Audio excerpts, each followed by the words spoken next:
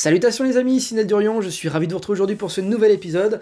Un nouvel épisode coup de cœur comics et pas des moindres, puisqu'aujourd'hui je vais vous parler de Radiant Black. Radiant Black, il faut déjà que je vous parle de plusieurs choses, notamment l'auteur, Kyle Higgins. Kyle Higgins qui est un scénariste que j'ai découvert sur Power Rangers. Power Rangers, mon numéro 1 des comics indés, que j'ai découvert l'année dernière. Alors voilà, j'avais une très bonne culture Power Rangers déjà de base avec la série télé, etc., qui a bercé mon enfance. Et Kyle Higgins était du coup le scénariste des Power Rangers en comics. Et donc je vous renvoie à ma vidéo guide de lecture qui pourra peut-être vous donner envie de découvrir Power Rangers, puisque je ne ferai pas de vidéo coup de cœur Power Rangers, en tout cas pour débuter les Mighty Morphin Power Rangers, puisque voilà, ça ferait doublon avec cette vidéo guide de lecture, c'est pas très pertinent. Par contre, je peux vous présenter Kyle Higgins au travers de Radiant Black, et aussi vous expliquer le genre qui est défendu dans ce récit. Les Power Rangers, Ultraman, Godzilla, c'est tout ça sous la même bannière, ça s'appelle le Tokusatsu. Le genre Tokusatsu au Japon, qui est la contraction de Tokushu Satsue, qui veut dire effets spéciaux en japonais, les SFX, c'est un genre très particulier qui est né en 1954 lorsque les Japonais, après avoir trouvé que King Kong chez les Américains c'était de la bombe atomique, King Kong ça date de 1933 si je dis pas de bêtises, et les Japonais ont fait putain il nous faut notre King Kong à nous, Godzilla. Voilà, Godzilla en 1954, et le genre du Tokusatsu est né de ce film-là, et a perduré ensuite avec les Super Sentai, Bioman, Ultraman, tous ces trucs-là. Et moi perso, c'est des choses que j'ai beaucoup aimé. Voilà, dès que c'est kaiju, hein, le kaiju, voilà, c'est le tokusatsu en fait. C'est tout ce qui est irréel et d'envergure titanesque. Voilà, c'est le tokusatsu, c'est clairement ça. Et bah justement, là, Radiant Black, c'est comme c'est Kyle Higgins. Moi, j'avais précommandé ça en mode je m'en fous des critiques, je m'en fous des premiers retours de presse. Kyle Higgins, je fonce tête baissée. Petit aparté, je ferai sur la chaîne une vidéo coup de cœur également sur Nightwing. Je crois que je vous l'avais déjà dit quand j'ai fait la vidéo Batman. Mais Nightwing, c'est Kyle Higgins aussi, en tout cas dans le run DC Renaissance, donc New 52, je le rappelle. C'est lui qui a fait Nightwing à ce moment-là. C'est quelque chose qui se lit en parallèle de Batman, la cour des hiboux et la nuit des hiboux que je vous ai justement présenté. Donc voilà, je tarderai pas à vous faire cette vidéo là parce que si jamais vous partez sur des achats de la cour des hiboux, la nuit des hiboux, et que vous avez envie de découvrir le premier Robin dans sa version Nightwing, dinguerie totale. Bref, revenons à nos moutons. Kyle Higgins, voilà, c'est un scénariste que moi coup de cœur. C'est mon petit favori. Radiant Black, qu'est-ce que ça raconte? Parce que mine de rien, il faut que je vous donne envie de lire ce truc. 16,50 €, 6 chapitres. Hein, on connaît Delcourt, hein, je vous les ai suffisamment présentés sur la chaîne avec Spawn, Invincible et Birthright que je vous ai présenté la dernière fois. Franchement, c'est des choses merveilleuses et purée, Delcourt il nous propose ça à 16,50 €. C'est de la dinguerie vraiment avec le cours du papier actuel, enfin le cours du papier, oui maintenant c'est comme l'or, le papier c'est comme l'or. Voilà, les coûts qui augmentent, c'est ouf d'avoir des choses à 16,50 €. Là vous pouvez précommander le tome 2 qui sort le 13 février 2023, 15,95 €. C'est ouf quoi. Non, moi vraiment Delcourt, Thierry Mornay, hein, le responsable, c'est un mec qui est passionné et ça fait plus de 20 ans qu'il fait ça. Et moi, comme je vous ai dit, quand quelque chose est tenu par quelqu'un de passionné, la magie fonctionne. Et c'est toujours vrai, toujours vrai. Voilà, donc il faut soutenir ça. On a énormément de chance en France d'avoir des maisons d'édition de cette qualité. Donc il faut leur rendre honneur à leur travail, il faut pas aller chercher ça en PDF sur internet, faut pas déconner quoi. Voilà. Revenons à ce récit parce que clairement ça vaut vraiment le détour et croyez-moi, même si vous n'êtes pas un aficionados des Power Rangers, vous pouvez quand même y trouver votre compte là, ne serait-ce que par curiosité, parce que vous allez vraiment piocher de la vibe japonaise mélangée à de la culture américaine du comics en fait, et vous faites une fusion des deux et ça donne ça.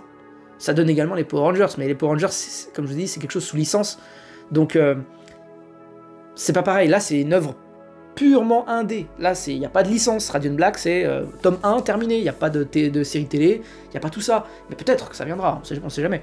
Mais bon, ça raconte l'histoire de Nathan Burnett, un trentenaire qui rêve de devenir romancier à Los Angeles, et en fait il est totalement fauché. Si bien qu'un beau jour, comme il a le syndrome de la page blanche pour écrire un bouquin, c'est pas ouf, et ben il décide de tout plaquer et de rentrer chez ses parents. Donc chez ses parents, ils habitent à Lockport, état de l'Illinois, au sud de Chicago. Voilà, j'ai appris ma leçon par cœur pour vous situer le truc, parce que moi-même, quand j'ai lu ça, je suis allé voir sur Google la ville, pour voir si ça ressemblait exactement à ce qui était dessiné dans le bouquin, et oui, c'est parfaitement identique, on retrouve des bâtiments et tout semblables. Donc j'ai trouvé ça sympa que ce soit parfaitement ancré dans quelque chose de réel, à l'inverse de lectures super-héroïques autres, où par exemple ce sont des villes comme Central City ou Metropolis qui sont des copies de villes existantes, mais voilà, je trouvais ça sympa que ce soit ancré dans du réel, j'aime bien les récits comme ça. Voilà, donc Nathan Burnett retourne chez ses parents qui vivent toujours ensemble dans une petite maison de quartier. Il y retrouve, en retournant là-bas, son ami d'enfance qui s'appelle Marshall, qui est un personnage très important dans le récit. Il occupera une place de bras droit à 200%. Et bah voilà, il rentre et tout, il est pas très content de rentrer, parce que pour lui c'est un énorme échec d'avoir raté sa vocation de romancier. Il n'abandonne pas pour autant, c'est-à-dire qu'il se donne encore du temps pour écrire chez ses parents. Néanmoins, son père va rapidement lui demander de trouver du taf. Il lui dira bah écoute, le deal ici c'est tu peux rester autant de temps que tu veux, par contre il faut trouver du taf. Et là je vais rebondir sur ces aspects-là que je viens de vous citer, puisque moi ça a vachement fait écho à des événements de ma vie passée, et pas si lointaine d'ailleurs. Et donc bah, j'ai pu m'identifier au personnage principal dès les premières pages. Alors du coup ça m'a fait rentrer direct dedans. Et ça, j'avoue que si vous arrivez à vous trouver des comics où vous pouvez vous identifier, mais vraiment quoi, si des choses font écho à votre vie passée ou même actuelle, et ben l'expérience de lecture elle est dingue, et c'est ce qui m'est arrivé là-dessus. Voilà, donc Nathan Burnett, il a fait ce deal avec son père de ok, je vais trouver du taf, et en parallèle, bah, sur mon temps libre, j'essaierai de continuer d'écrire et tout. Pour décompresser, un soir, il sort avec son pote Marshall. Ils vont au bar et tout, boire des coups, ils vont se confier un petit peu l'un l'autre sur toutes les années qui se sont écoulées, parce qu'ils se sont pas vus depuis un sacré bail. Et puis en sortant du bar, ils vont se balader un petit peu. Et là, ils tombent vers une voie ferrée sur une espèce d'orbe noire, un peu chelou, en lévitation. Donc ils s'approchent, ils savent pas trop ce que c'est. Et Marshall, il commence à dire ouais, fais gaffe Nathan, c'est un peu space ce truc et tout. Et puis Nathan, ni une ni deux, il s'approche et il touche en fait l'orbe. Et là, ça m'a vraiment fait penser à Ultraman. Il y a vraiment une connexion qui s'est établie entre les deux entités. Et hop, il se transforme en Radiant Black. Et ça m'a tellement fait penser, bah, comme je vous dis, à Ultraman, mais les Power Rangers et tout. Et j'ai trouvé ça trop cool. Effectivement, c'est peut-être pas original en soi, parce qu'on est sur de la lecture super héroïque, en plus super Sentai. Donc il y a des schémas qu'on retrouve, forcément. Mais là où Kyle Higgins est très fort, c'est dans la scénarisation. Parce que ça part tout de suite en envergure cosmique. C'est-à-dire que bah, le Radiant Black, qu'est-ce que ça fout là? Pourquoi Nathan, machin? On se pose plein de questions. Et au fur et à mesure, bam, on a des petites réponses qui nous sont distillées comme ça, tac.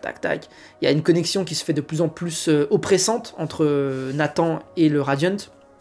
Et puis, rapidement, on apprend que bah, le Radiant Black, c'est une entité parmi d'autres. Le scénariste, je savais vers quoi il pouvait nous emmener, et il le fait à grands coups de surprise et tout. Et même si je connais très bien l'auteur, de par son travail, et ben, il m'emmène quand même vers des surprises assez ouf. Et je fais notamment référence, là vous avez 6 numéros dedans, je fais référence à la fin du 4e chapitre qui est une pépite. Et la 6e issue, c'est vraiment une origin story d'un des personnages secondaires du bouquin. Et qui est très bien réalisé d'ailleurs, parce que c'est un personnage qu'on qualifierait d'antagoniste, et quand vous apprendrez son origin story, vous allez faire « Oh !»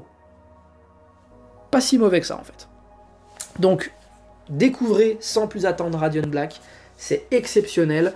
Dès cette fin de numéro, vous avez directement un cliffhanger de ouf à la fin, et vous allez tout de suite vouloir lire le 2, donc je le rappelle, le 13 février prochain ça sort, et c'est déjà en précommande, donc foncez.